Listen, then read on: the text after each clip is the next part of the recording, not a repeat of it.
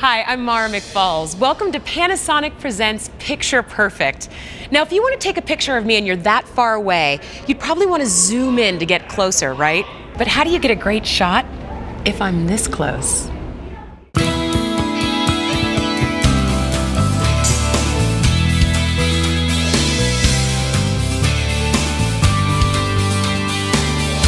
I asked my friend and pro photographer Jeff Swenson to meet me at the Butterfly Pavilion in Westminster, Colorado. He's going to teach me all about getting up close and personal in macro mode. Jeff, there is so much to see in this room, and as a photographer, how do you even know where to begin? Well, there's tons of opportunities here, but there's also lots of challenges. And one of the things that we're going to be challenged by today is getting all those really intricate, beautiful, colorful things into that camera. So it's an excellent opportunity to use the macro mode, and I'm going to teach you how to do that today. Okay, yeah, let's go.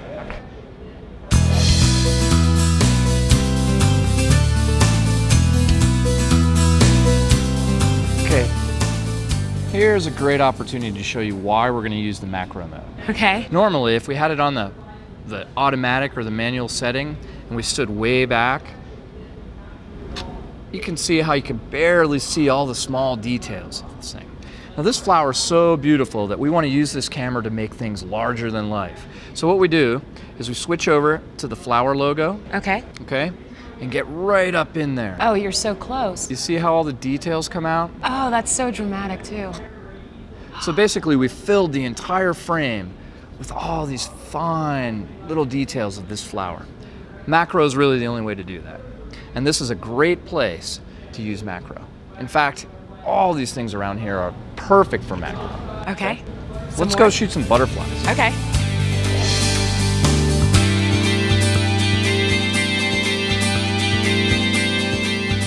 See this one butterfly on this leaf? This is an excellent opportunity to show you how to use a macro shot. Okay. We've got this light source coming from above that lights all the tops of the leaves. Our background is kind of dark, so the colors in that butterfly really stand out.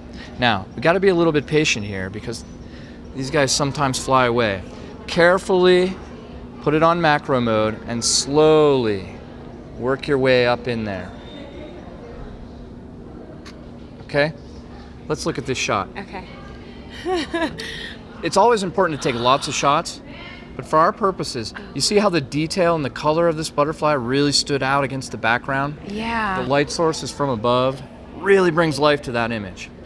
And utilizing the macro mode is all about the detail. Right, it seems like everything's sort of out of focus except for the details of the Exactly, and that's exactly what the macro feature does for you, okay? Yeah. Let's go see if we can find some more butterflies. I hear there's 1,200 of them in this place. Okay, cool.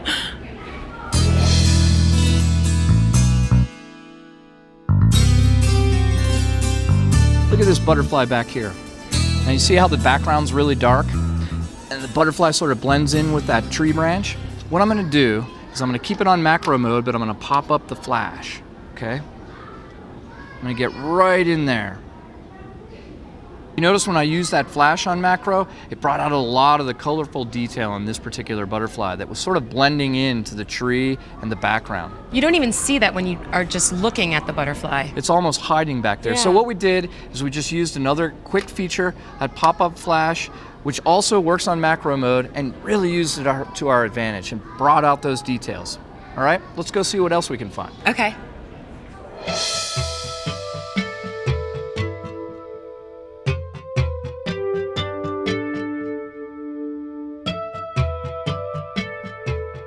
Jeff, this is a really cool flower. I'm going to take a picture of this in the macro mode, okay? Go ahead. All right. First macro mode picture. Okay. Let's take a look. What do you think? I think it's a beautiful flower. I think it's a fine picture. You certainly use the macro mode. It doesn't look like your kind of shots, though. I don't.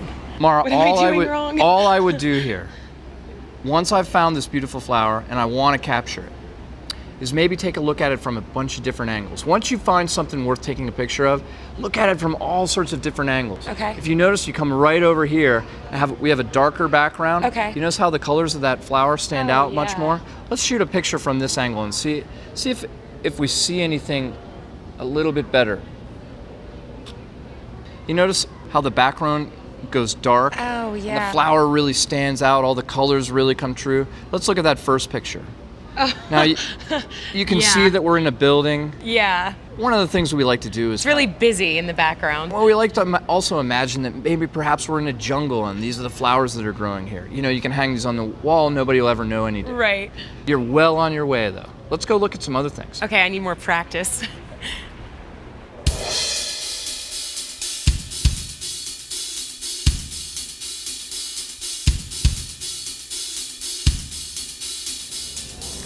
You know, macro really lets you be artistic. You know, you can look at all the very intricate details and textures of plants like this. Take for example this plant right here. Okay. We're gonna put this in macro mode. We're gonna get really far in there. Really abstract the image a little bit. You see how that looks? You almost don't know if it's a plant or not. It's abstract art, and macro really allows you to do that. If I would have shot that from way back, I would have said, okay, well that's a great looking plant. But really close in, it kind of looks like something and I don't have any idea what it is. Yeah. And I actually want to hang it on my wall. Okay, I want one for my wall. Okay. Okay.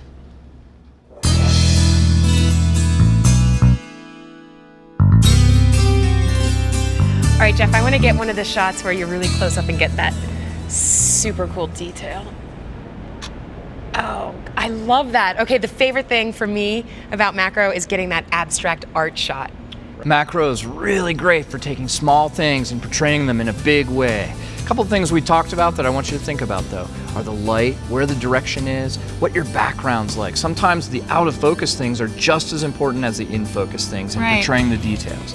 And really, to make some cool abstract art, have fun, just be patient, practice a lot.